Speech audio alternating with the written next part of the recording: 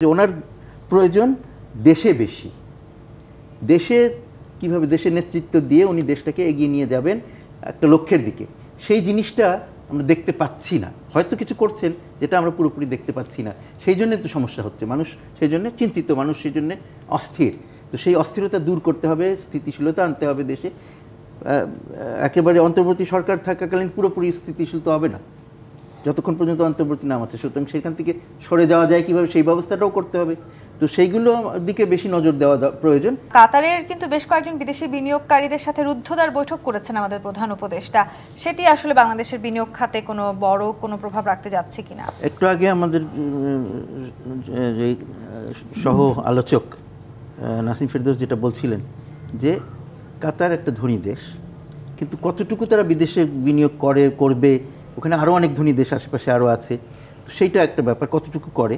কিন্তু যে কোনো বিনিয়োগ আমাদের দেশে করলে সেটা আমাদের নিশ্চয়ই কাজে লাগবে। এখন তো আমাদের বিনিয়োগের প্রয়োজন, অনেক ক্ষেত্রে বিনিয়োগের প্রয়োজন।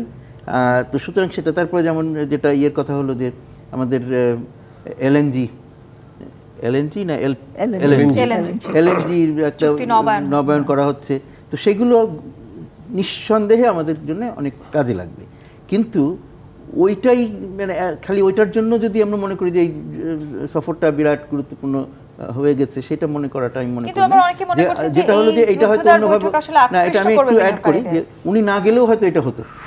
সেইটা আমাদের বুঝতে হবে যে ওনার প্রয়োজন দেশে বেশি, দেশে কিভাবে দেশের নেতৃত্ব দিয়ে উনি দেশটাকে এগিয়ে নিয়ে যাবেন একটা লক্ষ্যের দিকে, সেই জিনিসটা আমরা দেখতে পাচ্ছি না। হয়তো কিছু করছেন যেটা আমরা পুরোপুরি দেখতে পাচ্ছি না, সেই জন্য তো সমস্যা হচ্ছে। মানুষ সেই জন্য চিন্তিত, মানুষ সেই জন্য অস্থির।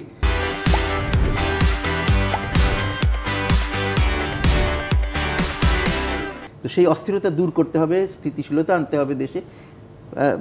একেবারে অন্তর্বর্তী সরকার থাকাকালীন পুরোপুরি স্থিতিশীল তো হবে না যতক্ষণ পর্যন্ত অন্তর্বর্তী নাম আছে। সুতরাং সেখান থেকে সরে যাওয়া যায় কিভাবে, সেই ব্যবস্থাটাও করতে হবে। তো সেইগুলো দিকে বেশি নজর দেওয়া প্রয়োজন। বিদেশে একেবারে যাবেন না সেটা নয়, কিন্তু খুব বেছে বেছে যাওয়া উচিত।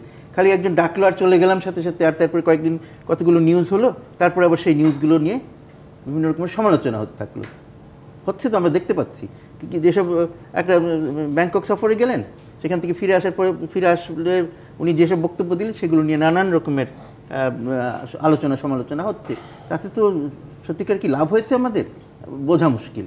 তো আমার মনে হয় একটু সতর্কতার সাথে এই ভ্রমণগুলো করা উচিত। এবং উনি নিজে বেশি না যে ওরা আমাদের যে পররাষ্ট্র উপদেষ্টা আছে তাকে দরকার হলে পাঠান যেখানে যেখানে দরকার, বা অন্য সচিবরাও যেতে পারে।